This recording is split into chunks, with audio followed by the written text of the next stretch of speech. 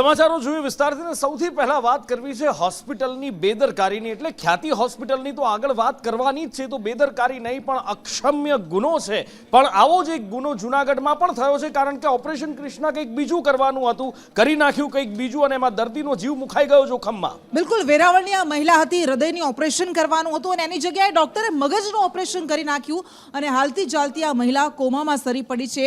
આ ખરેખર ખૂબ જ ગંભીર બેદરકારી છે ડોક્ટર્સ દ્વારા। હૃદયની જગ્યાએ મગજનું ઓપરેશન કેવી રીતે કરવામાં આવે એ સૌથી મોટા સવાલ ઉઠાવવામાં આવી રહ્યા છે, સવાલ થઈ રહ્યા છે અને એટલું જ નહીં પોતાની આટલી મોટી ભૂલનો ઢાક પીંછોડો કરવા માટે ત્યારબાદ તેમના દ્વારા કેવા ખેલ કરવામાં આવ્યા એ પણ જાણવા જેવા છે। એમના દ્વારા એવું કહેવામાં આવ્યું કે જે બિલ છે ન આપતા પરિવારજનોને રીતસરનું કહી દેવામાં આવ્યું અને એટલું જ નહીં એવું પણ કહેવામાં આવ્યું એમને રહેવાની અને જમવાની સગવડ પણ કરી દેવામાં આવી। આવું બધું કરવાને કારણે જાણે એમની આટલી મોટી ભૂલ એ માફ થઈ જવાની હોય તેવું તેમને લાગતું હતું અને એટલું જ નહીં એમણે આ ઓપરેશન કર્યું હતું। મહિલા આઈસીયુમાં હતી પરંતુ એની સ્થિતિ શું છે એને અંગે પણ કોઈ માહિતી આપવામાં નહોતી આવી। આપણી સાથે વધુ વિગત સાથે કેતન જોડાયા છે। કેતન, આટલી મોટી બેદરકારી કેવી રીતે હોઈ શકે? હૃદયનું ઓપરેશન કરવાનું હતું, મગજનું ઓપરેશન કરી નાખ્યું।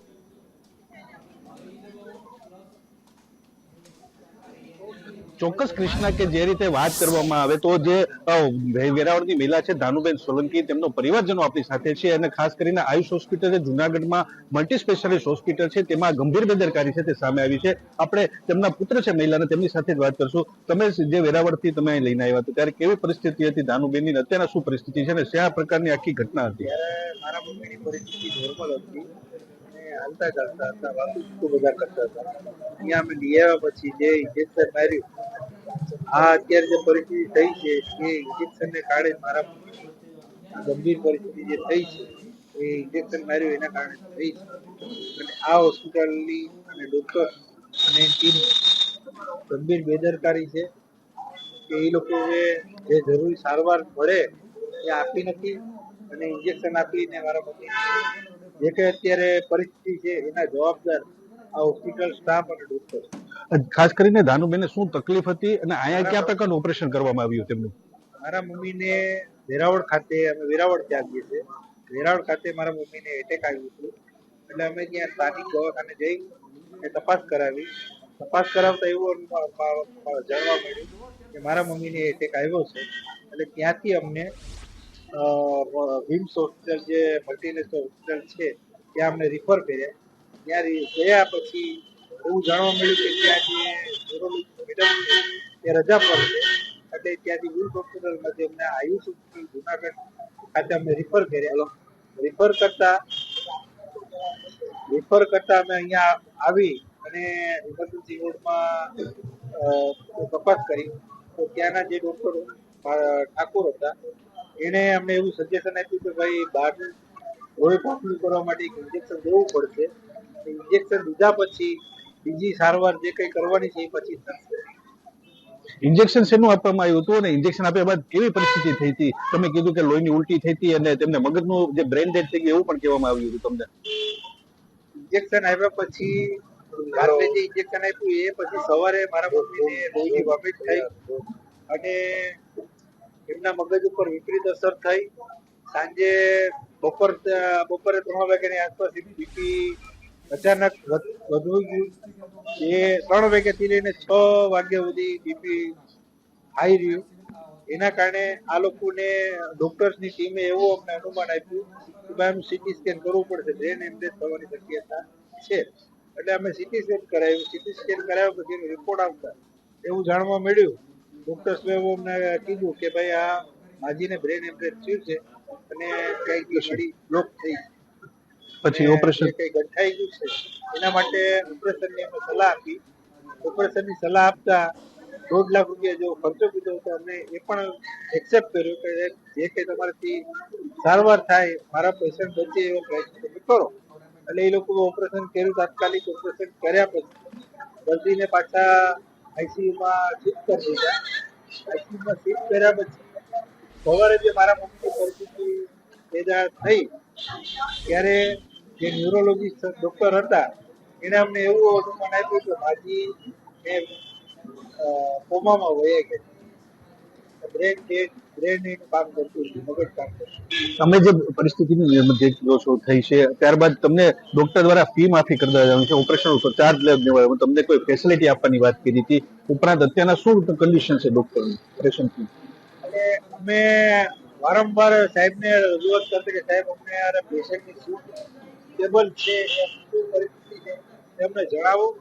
તો એ લોકો અમને ગોળ જવાબ આપતા અમારે થોડુંક પરિસ્થિતિના માપદંડને જોઈ અમારે મગજ થોડુંક અમે ઉગ્ર વાતાવરણ વાતચીત દ્વારા રજૂ કર્યું. એ અનુસંધાને એ લોકોને જે કઈ બી પ્રેશર આવ્યું કે જે કઈ હોય એટલે મને જે ચિરાગભાઈ કાકડિયા છે ડોક્ટર અહીંના એમડી છે, એને મને બોલાવી, ફોન દ્વારા બોલાવી અને એવું કહેવામાં આવ્યું કે જીતુભાઈ તમે જરા ચિંતા કરો, તમારું પેશન્ટ છે એ અમારું હવે જવાબદારી છે અને બનતી કોશિશ અમે જેટલું બને એટલું વહેલું રિકવર કરશું અને તમને જે ઓપરેશનનો ચાર્જ આપ્યો હતો એ પણ અમારે તમારી પાસેથી અમારે લેવાનો નથી.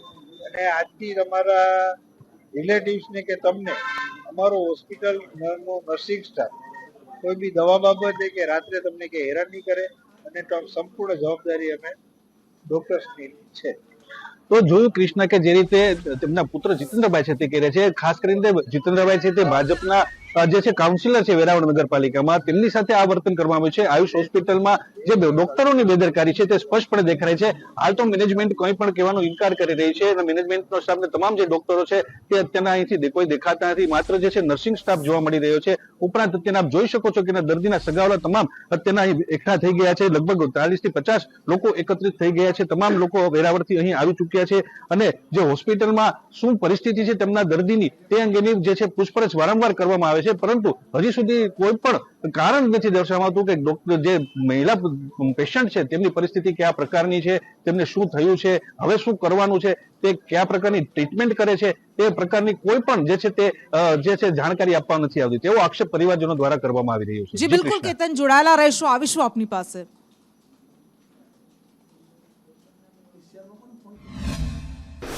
તમારા પેશન્ટનું નામ શું હતું? ધનુબેન શંકરભાઈ સોલંકી. તમને યાદ હોવું જોઈએ અમારા કરતા પહેલા. ધનુબેન શંકરભાઈ સોલંકી રાતે એક્યુટ એટેક સાથે અમારી પાસે હોસ્પિટલમાં આવ્યા હતા, જેમને થ્રોમ્બોલાઇસિસ સ્ટ્રેપ્ટોકાઇનેસથી કરવામાં આવ્યું હતું. સ્ટ્રેપ્ટોકાઇનેસ એટેક માટે આવ્યા હતા અમારી હોસ્પિટલમાં, જેને સ્ટ્રેપ્ટોકાઇનેસ ઇન્જેક્શનથી થ્રોમ્બોલાઇસિસ કરવામાં આવ્યું હતું. આ ઇન્જેક્શન આપવાના કારણે પેશન્ટને બીજા દિવસે જે ઇન્જેક્શનની સાઇડ ઇફેક્ટ છે, પેશન્ટને બીજા દિવસે મગજમાં લોહી પડ્યું હતું અને મગજમાં લોહીની ફર્ધર ન્યુરોસર્જન સાથે અને બધા સાથે ટ્રીટમેન્ટ થયેલી હતી. તેમ છતાં આજે સવારે તારીખ 14 તારીખે ન્યુરોસર્જને બધી ટ્રીટમેન્ટ કરવા છતાં પેશન્ટની મગજની માનસિક સ્થિતિ સારી નથી એવું કીધેલ છે. આપ કન્ફેસ કરો કે આ ઇન્જેક્શનને કારણે થયું છે, જે તમે બોલ્યા. આ ઇન્જેક્શનની સાઇડ ઇફેક્ટ છે અને આ ઇન્જેક્શનને ઇન્જેક્શનની સાઇડ ઇફેક્ટના કારણે દર્દીને મગજમાં તકલીફ થઈ એવું ત્યાંના ડોક્ટર કહી રહ્યા છે. જો ઇન્જેક્શનની સાઇડ ઇફેક્ટ છે તો સારી રીતે આ લોકો કદાચ દવા કંપની ઉપર એ મામલો ઢોળી શકતા હતા કૃષ્ણા. તો પછી દર્દીને તમે ટ્રીટમેન્ટના પૈસા અમે માફ કરી દઈએ, અમે તમને બીજી બધી આ ટ્રીટમેન્ટ વધારાની મફતમાં કરી આપીશું, આ બધું કરવાની ક્યાં જરૂર હતી એ સવાલ છે. કેતન મારી સાથે જોડાયેલા છે. કેતન, અહીંયા સ્પષ્ટ દેખાય છે કે હોસ્પિટલનું જે મેનેજમેન્ટ છે એ બચાવ કરી રહ્યું છે અને બચાવ કરી રહ્યું છે દવા કંપની ઉપર ઢોળી રહ્યું છે કે ઇન્જેક્શનની સાઇડ ઇફેક્ટના કારણે આ બધું થઈ રહ્યું છે. હકીકતમાં ખેલ કંઈક જુદો છે.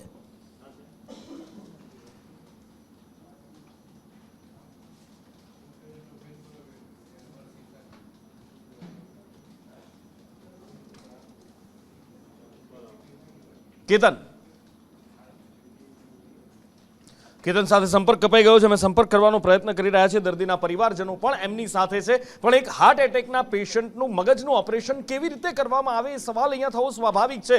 શું આ હોસ્પિટલના ડોક્ટરો ભણેલા છે, શું ડિગ્રીવાળા છે, અને જો છે એમની પાસે પ્રોપર ડિગ્રી તો પછી આવી કેવી રીતે કરી શકે? એક ઇન્જેક્શન આપવામાં આવે છે, ઇન્જેક્શન પછી દર્દીને લોહીની ઉલટી થાય છે અને કૃષ્ણા એવું બહાનું બતાવવામાં આવી રહ્યું છે કે ઇન્જેક્શનની સાઇડ ઇફેક્ટના કારણે થયું છે. જો ઇન્જેક્શનની સાઇડ ઇફેક્ટના કારણે થયું હોય તો પછી આ ઓપરેશનની ફી માફ કરવી વગેરે વગેરે વગેરે પ્રલોભનો શા માટે? બિલકુલ, હાલતા ચાલતા આવેલા વૃદ્ધાએ કોમામાં સરી પડે છે. ખ્યાતિકાંડમાં પણ આપણે આવું જોયું હતું કે જે લોકો પોતાના સામાન્ય ચેકઅપ માટે ગયા હતા એ મોતને ભેટ્યા અને ફરી અહીંયા આવી અક્ષમ્ય બેદરકારી.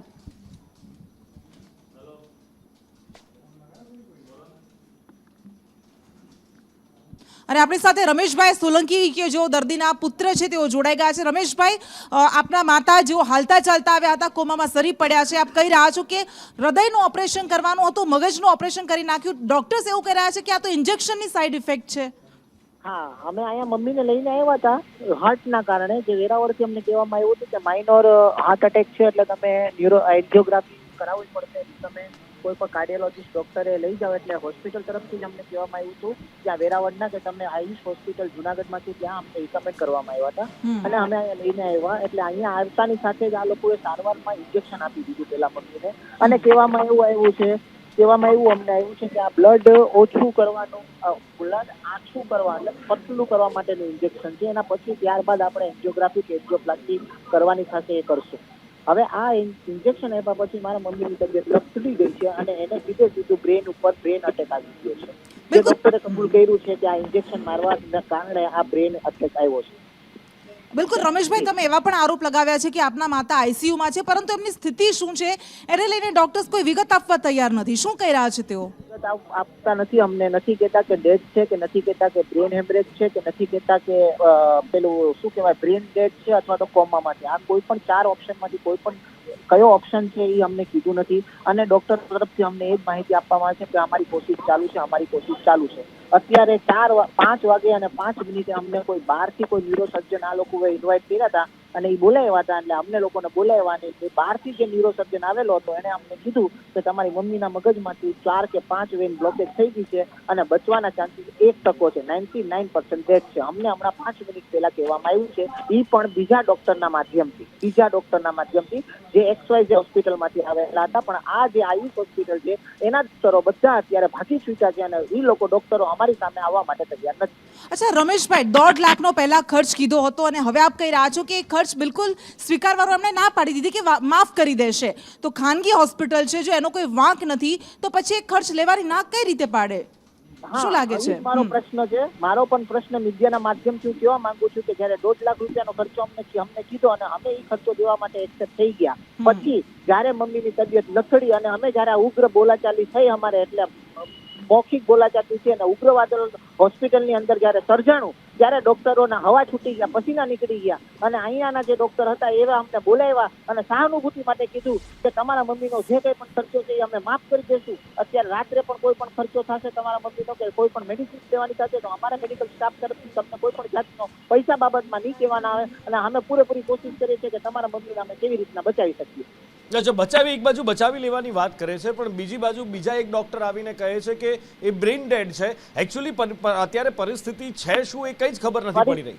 કઈ ખબર નથી પડી રહી. અને જે ડોક્ટરને મેં મારા મમ્મીને સોંપ્યા હતા એ ડોક્ટર તો અમારી સામે જ નથી આવતો. હવે જે નવો ડોક્ટર જે આવ્યો છે એ અમને બોલાવી કહે છે કે મારું કામ હતું, હું વિઝિટિંગ ફેકલ્ટી છું, મેં કામ કર્યું અને મને આ તમારા રિપોર્ટ જોયા પછી આ લાગી રહ્યું છે અને તમારા મમ્મીની પરિસ્થિતિ અત્યારે આવી છે અને તમારે કેવી રીતના આગળ તમારે સ્વીકારવું છે કે કેવી રીતના કરવું છે તમે જોઈ લો. એમ કહીને બહારથી વિઝિટિંગ ફેકલ્ટી તરીકે ડોક્ટર જે આવેલા હતા એ અમને કહીને નીકળી ગયા.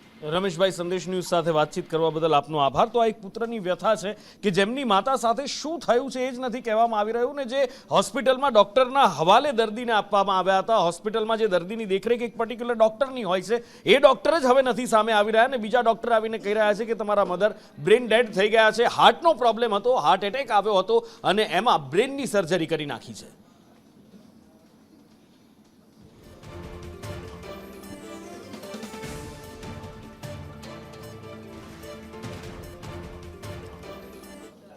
અને હોસ્પિટલો પૈસાનો ખેલ કેવો ખેલતા હોય છે, દર્દીઓના જીવની એમને લેશ માત્ર નથી પડી હોતી. ખ્યાતિ હોસ્પિટલનો આ દાખલો સામે આવ્યો, આટલું મહાકૌભાંડ સામે આવ્યું, મલ્ટી સ્કેમ સામે આવ્યું, પછી ખબર પડી છે, પછી લોકોના ધ્યાનમાં આવ્યું છે. પણ કૃષ્ણા, આ વસ્તુ તો ઘણા સમયથી થઈ રહી છે. પછી એ પીએમજય યોજના હોય કે કોઈ સરકારી યોજના હોય કે પછી મેડિક્લેમ પણ કેમ ના હોય અને આવું ફરી એકવાર સામે આવ્યું. બિલકુલ, કેવી રીતે આ સારવાર માટેની જે પણ યોજનાઓ છે, જે પણ સુવિધાઓ છે એનો પૈસા ખંખેરવા માટે, ખિસ્સા ભરવા માટે ઉપયોગ કરાઈ રહ્યો છે. પીએમ પીએમજે યોજનાને તો રીતસરનું કમાણી માટેનું સાધન બનાવી દેવાય, પરંતુ આ પહેલી વખત નથી.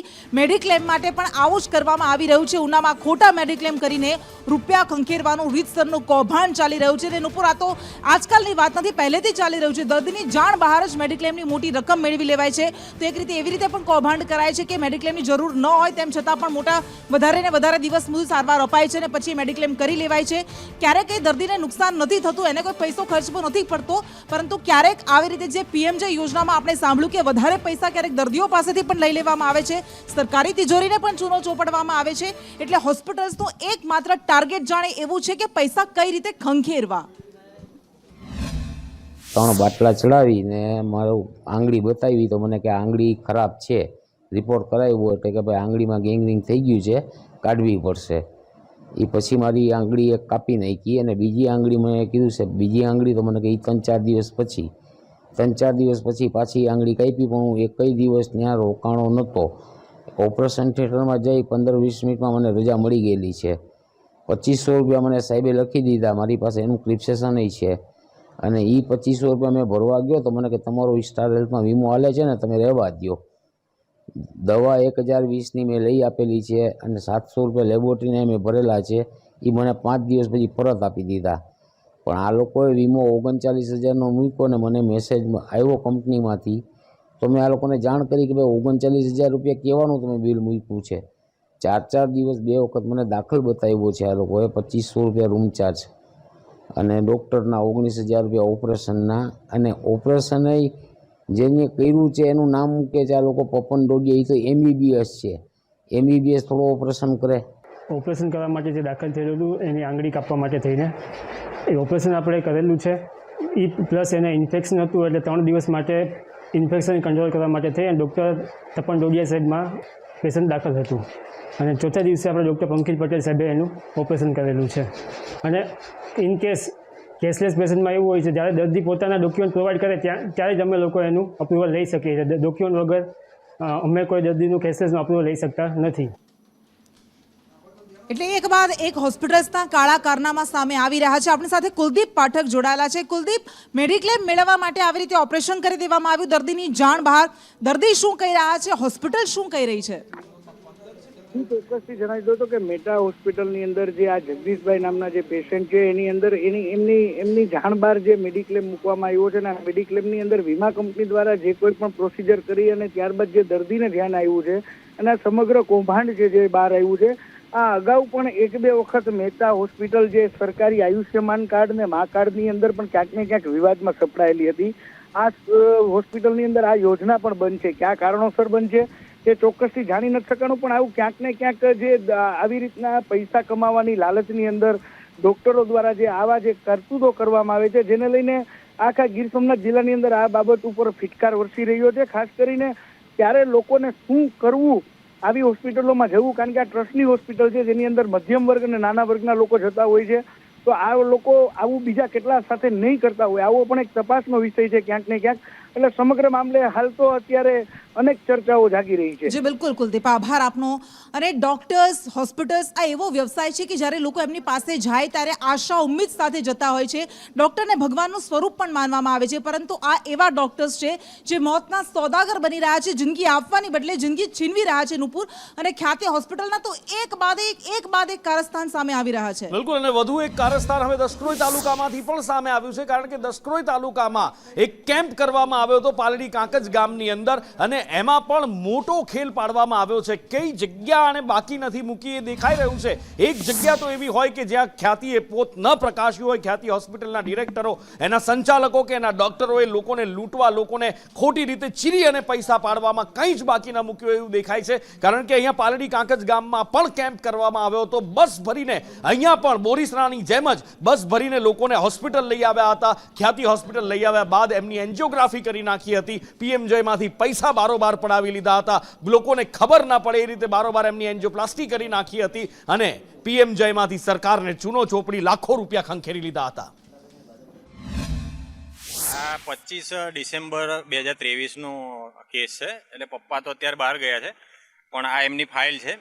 એટલે પપ્પાને કેવું રૂટીન ચેકઅપ માટે અહીંયા લઈ ગયા હતા, ગામમાં કેમ્પ હતો. અને પછી એવું હતું કે ભાઈ અમારી મોટી હોસ્પિટલ છે ને ત્યાં આવો SG હાઈવે, ખ્યાતિ હોસ્પિટલમાં. તો ત્યાં આગળ મોટા ડૉક્ટર છે ને કાર્ડિયાક છે, તમારું બધું રિપોર્ટ ને એવું બધું કાઢશું. એટલે ગામમાં ઘણાને કોઈને હાથ પગ દુખતા હતા, પગ દુખતા હતા, કોઈને તાવ આવતું હતું, માથું દુખતું હતું, એવા બધા ઘણા દર્દીઓને લઈ ગયા. અને મોટાભાગના બધા કેવું કે ભાઈ જે સિનિયર હતા ને અને જે બહુ આમ ભણેલા ના હોય એવાને જ લઈ ગયા. ત્યાં લઈ ગયા પછી એમને શું કર્યું કે ભાઈ બધા એને એન્જિયોગ્રાફી જ કરાવી દીધી કે ભાઈ બધા એને દિલની જ બીમારી છે એમ, અને બધા એને ડરાવી દીધા અને કોઈને ફોન ને એમને નતા આપ્યા અને બધા એને અલગ અલગ રૂમમાં રાખેલા હતા. મને તો પોસ્ટરની તકલીફ હતી. ત્યાં જઈ પછી મને અહીં મૂકી વિમાન કે તમને એક નરી બ્લોક બોલે છે, ત્યાં આ કરાવવું પડશે ને કંઈક ક્યારેક અટક આવે એમ કરીને લઈ ગયા 5 વાગે. અને એમનું બંનેનું પેનલ પીએમ અહીંના ડૉક્ટરો દ્વારા એટલે કે 3 ડૉક્ટરની ટીમ દ્વારા થયું છે અને એની વિડીયોગ્રાફી પણ થઈ છે. અને એ બાકીની જે ઇન્ફોર્મેશન જે આપ કહી રહ્યા છો કે એના રિપોર્ટ બાબતે એ માહિતી જ્યારે રિપોર્ટ તૈયાર થશે ત્યારે જે તે અધિકારીઓને સોંપશે. એ ડિપાર્ટમેન્ટ તરફથી એક્ટિવિટી કરવામાં આવશે. પરંતુ હા, પેનલ પીએમ અહીંયા થયું છે અને પછી રાત્રે જ એમની બંનેની બોડી પરિવારને સુપ્રત કરી દેવામાં આવેલી. સર, આમ સામાન્ય પીએમ થતા હોય છે, કોઈ રેકોર્ડિંગ નથી, પણ આ જ કેસમાં રેકોર્ડિંગ પણ કરવું પડશે. ઘણી બધી વખત એવા કિસ્સાઓ બનતા હોય છે જેની અંદર એ લોકો પેનલ પીએમ સાથે વિડીયોગ્રાફી કરતા હોય છે. એટલે ક્યારેક કોઈ પણ શંકાસ્પદ કિસ્સો હોય અથવા કોઈ હાઈ પ્રોફાઇલ હોય અથવા જેમાં સગાવાલા અથવા સામસામેના પક્ષોને એકબીજા ઉપર કંઈક આક્ષેપ હોય તો એવા કિસ્સાઓમાં આવી વસ્તુ થતી હોય છે. એટલે વાત અહીંયા આગળ ખ્યાતિની સંવેદના તો બિલકુલ એના ડિરેક્ટર, એના ડોક્ટરો, એના સંચાલકોની મરી પરવારી છે. કારણ કે કોઈને ઘૂંટણનું દર્દ હોય તો એને પણ સ્ટેન્ટ મૂકી દે છે. હમણાં જે દાદા વાત કરી રહ્યા હતા, જે પેશન્ટ હતા, બસ ભરીને દસકોડીથી એમને લઈ ગયા હતા, પ્રોસ્ટેટની તકલીફ હતી અને એમને અને આ લોકોનો ખેલ બહુ ભયાનક છે કૃષ્ણા. કારણ કે જઈ અને એ ડરાવે છે કે તમારી વેઇન બ્લોક છે, ગમે ત્યારે એટેક આવશે, તમે મરી જશો, અને ઉપાડે છે પણ એવા દર્દીઓને જે ભાઈએ હમણાં કહ્યું કે બહુ ભણેલા ન હોય, એક ઉંમરના ઉંમરે ઊભા હોય, એવા વ્યક્તિઓ જલ્દી ગભરાઈ જતા હોય જેમને ખ્યાલ ના હોય. અને હવે બીજી બાજુ હોસ્પિટલની કામગીરી, પીએમ એટલે તંત્રની કામગીરી પણ શંકાના ઘેરામાં છે. કારણ કે ઠાગાઠૈયા થઈ રહ્યા છે. અને એવું નથી કે માત્ર અહીંયા ખ્યાતિ હોસ્પિટલમાં જ આ ખેલ ચાલે છે, ઘણી બધી જગ્યાએ આવા ખેલ ચાલે છે. બિલકુલ, રીઢા ગુનેગારો જેવી એમની મોડસ ઓપરેન્ડી છે. ખ્યાતિ હોસ્પિટલનું તો વધુ એક સામે આવ્યું કે એક કેમ્પ કરતી હતી ગામમાં, તો એક ગામમાં બીજી વખત નહોતી જતી, જેટલા દર્દીઓ મળે એના ઓપરેશન કરી નાખતી હતી, પછી બીજું ગામ શોધતી હતી. એટલે કેવી રીતે મોડસ ઓપરેન્ડી કરવામાં આવી હતી. પરંતુ પીએમજે યોજના એ ગરીબ મધ્યમ વર્ગના લોકોને સારવાર માટે ભટકવું ન પડે એ માટે આ યોજના લાવવામાં આવી હતી. પરંતુ એમાં પણ આ લેભાગુ તત્વોએ છિંડા શોધી લીધા અને પોતાના ખિસ્સા ભરવા માંડ્યા. મહેસાણાની આવી અનેક હોસ્પિટલ્સ છે જેને દંડ ફટકારવામાં આવ્યો છે, નોટિસ ફટકારવામાં આવી છે. 15 હોસ્પિટલને નોટિસ ફટકારાય, જ્યારે 4ને દંડ ફટકારાયો છે. એટલે એક હોસ્પિટલ નથી, આ તો છિંડે ચડ્યો ચોર એવું થઈ ગયું છે નુપુર. પરંતુ આવી તો અનેક ખ્યાતિ છે. વધુ વિગત સાથે સંવાદદાતા કશ્યપ જોશી આપણી સાથે જોડાયેલા છે. કશ્યપ, મહેસાણાની કઈ કઈ હોસ્પિટલ્સને શું કાર્યવાહી કરાય છે એની સામે?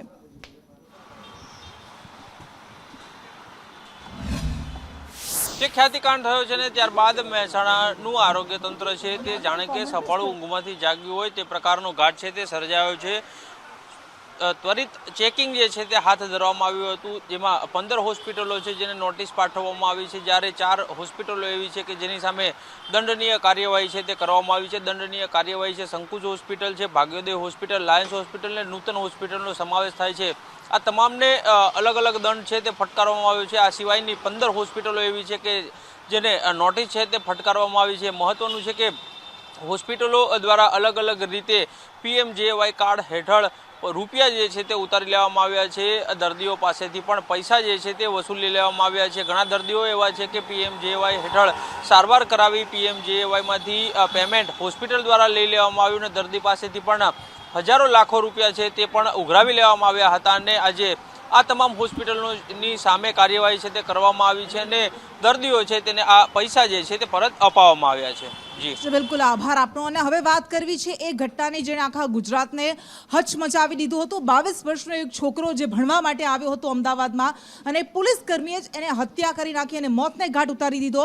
અનુપર હવે કાર્યવાહી શરૂ કરાઈ છે. 15 દિવસના રિમાન્ડ માંગ્યા હતા, 25 તારીખ સુધીના રિમાન્ડ મંજૂર કરાયા છે, પણ ઘણા બધા સવાલો છે. બિલકુલ, સવાલો ઘણા બધા છે. સવાલ સૌથી પહેલો એ છે કે શું ખરેખર પોલીસ આમાં ઈમાનદારીથી કામ કરશે કે કેમ? કારણ કે ગઈકાલે જે ક્રાઇમ બ્રાન્ચે પ્રેસ કોન્ફરન્સ કરી હતી, એ જવાબો જે આપવામાં આવ્યા બધા હતા એ જવાબો જ ઘણા બધા સવાલો ઉઠાવીને ગયા છે. ત્યારે હવે 10 દિવસના રિમાન્ડ તો કોર્ટે આપ્યા છે. 14 દિવસના રિમાન્ડની માંગ કર્યા પછી હવે 10 દિવસના રિમાન્ડની અંદર એક વાત તેની પાસેથી પૂછવામાં આવશે. આવેશમાં આવીને કરેલી હત્યાની વાત કરવામાં આવી રહી છે, કારણ કે જો આવેશમાં આવીને કરેલી હત્યા હોય તો કાયદાના જાણકાર એ વાત ખૂબ સારી રીતે સમજે છે કે સજામાં થોડી બાંધછોડ થઈ શકે છે, પણ આ એક કાવતરું રચીને, કારણ કે યુટર્ન મારે છે, બાઇકને આંતરે છે અને પછી એને હત્યા કરી નાખે છે, એટલે સ્વાભાવિક રીતે આમાં કલમો કડકમાં કડક લગાવવાની જરૂર છે. દિવ્યા મારી સાથે લાઈવ જોડાયા છે. દિવ્યા પાસેથી વિગતે જાણીએ. દિવ્યા, શું પોલીસ આમાં ઈમાનદારીથી કડક હાથે કામ કરશે? 10 દિવસના રિમાન્ડ કોર્ટે આપ્યા છે. જરૂર નુપુર, આમાં સવાલ હંમેશા એ થાય કારણ કે પોલીસ કર્મી હોવાનો દુરુપયોગ કરીને તેને સત્તાની શાણમાં પોતાનું ભાન ભૂલ્યો અને ગાડી કેમ ફાસ્ટ ચલાવે છે તેવું કહેનારા એક વિદ્યાર્થીને છરી મારીને તેને એકનો એક માતા પિતાનો જે દીકરો હતો તેને રહેસી નાખ્યો હતો અને નાસ્તો ફરતો હતો. સાથે જ આજે રિમાન્ડની પ્રક્રિયામાં પણ કેટલાક કારણો છે તે કારણોને આધારે 14 દિવસના રિમાન્ડની પોલીસે માંગ તો કરી હતી, જો કે કોર્ટે 25 નવેમ્બર સુધીના રિમાન્ડ આપ્યા છે. હવે આ રિમાન્ડ દરમિયાન અનેક ખુલાસા થાય તેવી પણ સંભાવનાઓ છે તે જોવા એટલા માટે મળી રહી છે કે આરોપી પંજાબ સુધી ભાગી ગયો હતો, પંજાબમાં કોના સંપર્કમાં હતો અને પહેલેથી જ વિકૃત દિમાગનું હોવાનું કોર્ટે પણ આ બાબતને લઈને નોંધ લીધી છે. ત્યારે પોલીસ હવે તપાસમાં કેવા પ્રકારના વધુ ખુલાસા રિમાન્ડ દરમિયાન કરી શકે છે તે મહત્વની બાબત બની રહેશે, કારણ કે પોલીસ તપાસમાં ગણતરીના કલાકોમાં પોલીસે તો તેની ધરપકડ કરી લીધી, પરંતુ પોલીસના જે સવાલો હતા, જે જવાબ હતા, પરંતુ તે પણ સવાલો ઊભા કરે તેવા હતા. હવે રિમાન્ડ દરમિયાન રિમાન્ડ પૂર્ણ થશે ત્યારે પોલીસે કઈ દિશામાં તપાસ હાથ ધરી, આરોપી પાસેથી કયા પ્રકારના ખુલાસા કર્યા તે મહત્વની બાબતો બની રહેશે. જી. અને બીજી બાજુ જે કાર હતી એ કાર પણ એ હેરિયર કાર આપણે જોયું હતું કે કેવી રીતે આવેશમાં આવી અને ફૂલ સ્પીડની અંદર યુટર્ન મારે છે. એ કાર પણ પોલીસે કૃષ્ણા કબજે કરી છે. બિલકુલ, એ luxurious car SUV car Harrier જે જપ્ત કરવામાં આવી છે અને આ જે કાર એક કડી બની હતી આરોપી સુધી પહોંચવામાં. નંબર પ્લેટ વગરની કાળી કાર હતી અને આ જ કારને જ્યારે એને ધીમી હંકારવાનું કીધું હતું ત્યારે આવેશમાં આવીને એણે હત્યા કરી નાખી એવું રટણ અત્યારે કરી રહ્યો છે. આ કારને પણ પોલીસે કબજે કરી લીધી છે અને આરોપીએ પુરાવાનો નાશ કરવાના પ્રયત્ન કર્યા હતા એ વાત પણ સામે આવી રહી છે. બોપલ ખાતે જે પ્રિયાંશુ કરીને જે સ્ટુડન્ટના મર્ડરની ઘટના છે એમાં બ્લેક કલરની ટાટા હેરિયર વિશેની વિગતો જણાવવામાં આવેલી જ છે અને એ પ્રાથમિક પૂછપરછમાં વિશાલ પરમાર નામનો જેનો શાળો છે એના નામ પર હોવાનું જાણવા મળેલું છે. Still it's a second purchaser, so first purchaser બીજા કોઈક પાસેથી એમણે ખરીદી છે અને હાલમાં એ વ્હીકલ વપરાયેલાની એની પણ એ જે વ્હીકલ વપરાયું એની પણ વધુ વિગતો ચકાસવાની ચાલુ છે. બ્લેક કલરની ટાટા હેરિયર છે. Welcome back. વોરરૂમમાં આગળ વધીને ગુજરાતનો દરિયો એ ડ્રગ્સ ઘુસાડવા માટેનો સુરક્ષિત દ્વાર બની ગયો છે. આ વારંવાર લાગતા રહે છે કારણ કે વારંવાર ડ્રગ્સની મોટી ખેપ પકડાતી રહે છે. હજુ 2 વર્ષ પહેલા કચ્છના મુન્દ્રામાંથી 35,000 કરોડનું ડ્રગ્સ ઝડપાયું હતું. એ ડ્રગ્સ ક્યાં ગયું, એનું શું થયું, એનો જવાબ આપવામાં ગૃહ રાજ્યમંત્રી હર્ષ સંઘવી પણ નિષ્ફળ રહ્યા હતા જ્યારે આમ આદમી પાર્ટીના ધારાસભ્યએ સવાલ પૂછ્યો હતો, પરંતુ તે બાદ વારંવાર ડ્રગ્સના જથ્થા પકડાતા રહે છે. પોરબંદરથી અત્યારે 3,000 કરોડ કરતાં વધારેની કિંમતનું 700 કિલો ડ્રગ્સ ઝડપાયું છે.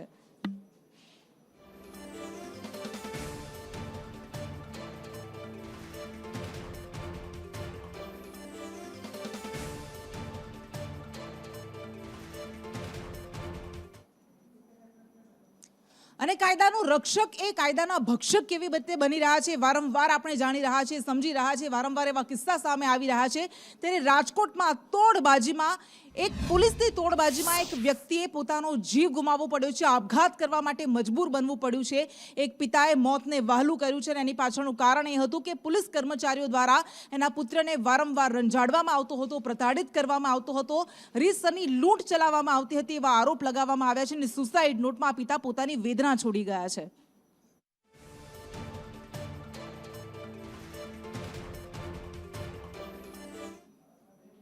અને ભરૂચથી મોટા સમાચાર સામે આવી રહ્યા છે. ભરૂચના શુક્લ તીર્થમાં 3 યુવાનો ડૂબી ગયા છે, જેમાં 2 યુવાનોને બચાવવામાં આવ્યા છે અને 1 યુવાનને અત્યારે બચાવવા માટેની કામગીરી શરૂ કરવામાં આવી છે. ભરૂચથી આ મોટી ઘટના. શુક્લ તીર્થમાં 3 યુવાનો ડૂબી ગયા હતા. કેવી રીતે ડૂબ્યા હતા એ હજુ વિગત સામે નથી આવી, પરંતુ આ 3 યુવાનો જેઓ ડૂબ્યા હતા તેમાંથી 2ને તો બચાવી લેવામાં આવ્યા છે, પરંતુ 1 યુવાનને હજી ભાળ નથી મળી. ગુજરાતમાં કેવી દારૂબંધી છે, કેટલી દારૂબંધી છે, આપણને સૌ કોઈને ખબર છે અને નેતાઓ પણ સારી પેઠે જાણે છે અને એટલા માટે જ વિધાનસભાના ઉપાધ્યક્ષ જેઠા ભરવાડ દ્વારા ટકોર કરવામાં આવી છે દારૂને લઈને કે જો ગામમાં ક્યાંય પણ દારૂના અડ્ડા ચાલતા હોય તો મને કહેજો, કારણ કે દારૂના અડ્ડા નથી ચાલવા દેવાના. ભારતીય જનતા પાર્ટીના સ્નેહ મિલનના કાર્યક્રમમાં જેઠા ભરવાડે વિધાનસભાના ડેપ્યુટી સ્પીકરે દારૂને લઈને આ ટકોર કરી છે.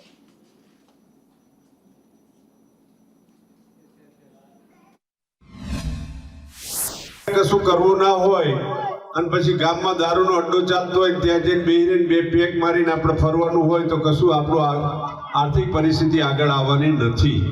માટે મારી આપને બધાને વિનંતી છે કે આ બધી જે બધીઓ ચાલતી હોય તો બધીઓ બંધ કરાવવા માટે પણ હું પૂરેપૂરી તૈયારી અને તકેદારી રાખવા માટે તૈયાર છું. આવું ગામની અંદર કંઈ પણ ચાલતું હોય તો તમે મને ખાલી ફોન કરીને કહેજો, મેસેજ આપજો, વોટ્સઅપ પર મેસેજ કરજો, કાગળ લખજો, પત્ર લખીને જણાવજો કે અહીંયા સાહેબ આવો મોટો દારૂનો અડ્ડો ચાલે છે તો આપણા અડ્ડા બડ્ડા ચલાવવાની જરૂરિયાત નથી. આપણા બાળકો સારી રીતે ભણે, સારી રીતે સ્કૂલમાં જાય અને સારી રીતે અભ્યાસ કરીને ખૂબ આગળ વધે એમના જીવનમાં. એના માટે આપણે વડીલો તરીકે આપણે બધાએ એની ફરજના ભાગરૂપે આપણે કામ કરવાનું છે. આજરોજ નવા વર્ષનું શહેરા તાલુકા મત વિસ્તારનું સ્નેહ સંમેલન રાખવામાં આવ્યું હતું. માં ખોડિયારના મંદિરના સાનિધ્યમાં નવા વર્ષમાં પબ્લિક ખૂબ મોટી સંખ્યામાં પધારેલી. નવા વર્ષની બધાને શુભકામના આપી. નવું વર્ષ ખૂબ સારું જાય, સુખ સમૃદ્ધિ અને ફળ આપનારું નીવડે તેવી શુભેચ્છા સર્વ સમાજના લોકો અને મતદારોને નવા વર્ષની શુભકામનાઓ આપવામાં આવેલ છે. અને ફરી એક વખત ભિલિસ્તાનનું ભૂત ધૂણ્યું છે. આ પહેલી વખત નથી, આ પહેલા પણ વારંવાર અલગ ભિલિસ્તાનની માંગ થતી રહી છે અને ફરી એક વખત ચૈતર વસાવા ડેડિયાપાડાના ધારાસભ્ય છે, એમણે માંગણી કરી છે કે અલગ ભિલિસ્તાન બનવું જોઈએ અને તેના માટેના પ્રયાસો પણ શરૂ કરી દેવામાં આવ્યા છે.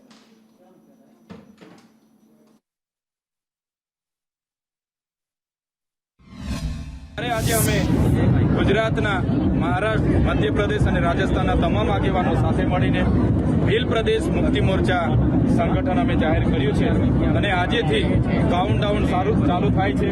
અમે ગુજરાત, રાજસ્થાન, મધ્યપ્રદેશ અને મહારાષ્ટ્રમાં ભીલ પ્રદેશ મુક્તિ મોરચા અંતર્ગત અમારું વિશાળ સંગઠન બનાવીશું અને જનજાગૃતિ સાથે અમારા સામાજિક અધિકારો, બંધારણીય અધિકારો મેળવવા માટે આવનારા દિવસોમાં અમે સરકાર સામે આવીશું. અને વલસાડમાં 2 દિવસ પહેલા બેભાન અવસ્થામાં મળેલી યુવતીનું મૃત્યુ થયું છે. પરિવારજનો દ્વારા અનેક સવાલો કરવામાં આવ્યા છે. પોલીસની કામગીરી પર પણ સવાલો ઉઠવામાં આવ્યા છે, પરંતુ બેભાન અવસ્થામાં આ યુવતી મળી આવી હતી. શંકાસ્પદ હાલતમાં તેનું મૃત્યુ થયું છે. મોતીવાડા ગામેથી આ યુવતી બેભાન અવસ્થામાં મળી આવી હતી. પોતાના પરિચિત મિત્ર સાથે વાત કરી રહી હતી અને એ દરમિયાન જ કેટલાક લોકો ત્યાં આવી ગયા હતા અને પરિચિત મિત્રને સમજાયું હતું કે કંઈક ગડબડ છે અને એણે તેના પરિવારજનોને જાણ પણ કરી હતી, પરંતુ બાદમાં આ યુવતી બેભાન અવસ્થામાં મળી આવી અને સારવાર દરમિયાન તેનું મૃત્યુ થયું છે.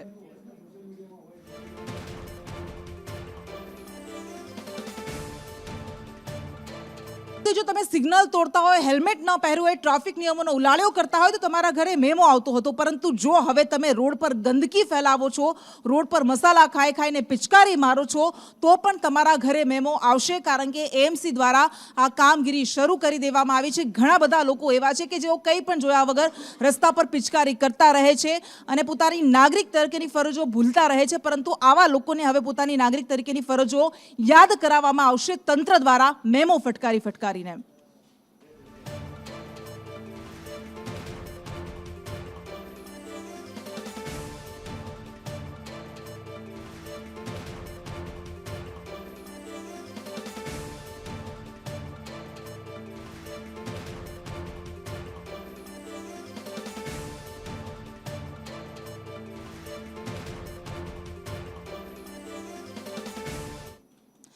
અને મહત્વપૂર્ણ સમાચાર મળી રહ્યા છે. કેન્દ્રીય ગૃહમંત્રી અમિત શાહ ફરી એક વખત ગુજરાત આવશે. 18મી નવેમ્બરે તેઓ ગુજરાત આવવાના છે. આ મોટા સમાચાર મળી રહ્યા છે અને કયા કયા કાર્યક્રમોમાં તેઓ ઉપસ્થિત રહેશે તેને લઈને પણ રૂપરેખા તેની સામે આવશે. પરંતુ 18 તારીખે કેન્દ્રીય ગૃહમંત્રી ફરી એક વખત ગુજરાત આવવાના છે. દિવાળીના તહેવારોમાં તેઓ ગુજરાત આવ્યા હતા અને અનેક વિકાસ કાર્યોનું લોકાર્પણ અને ઉદ્ઘાટન કરવામાં આવ્યું હતું. 18 નવેમ્બરે ફરી એક વખત કેન્દ્રીય ગૃહમંત્રી ગુજરાતમાં આવશે.